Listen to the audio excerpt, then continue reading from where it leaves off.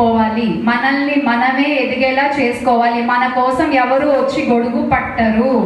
ఇది ప్రతి ఒక్కళ్ళు గుర్తుపెట్టుకోవాలి. ముఖ్యంగా మన అనుకున్నాం కాబట్టి, ఈ రోజున మన అనుకునే ఇవాళ ఇక్కడ అందరం కలిసాం కాబట్టి ఆ మన అనే ఫీలింగ్ ని ఖచ్చితంగా మనం పెంపొందించుకోవాలి.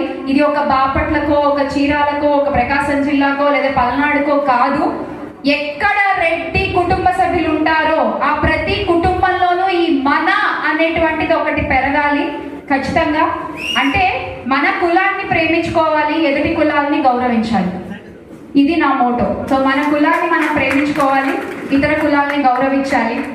సో ఇది నేను ఎందుకు చెప్తున్నానంటే, ప్రతి ఆడపిల్లకి ఒక పుట్టిల్లు ఉంటుంది, ఒక అత్తారిల్లు ఉంటుంది.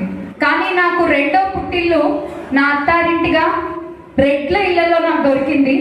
దానికి ఈ రెడ్డి సామాజిక వర్గానికి అంతటికీ నేను కృతజ్ఞతలు తెలియజేసుకుంటున్నాను.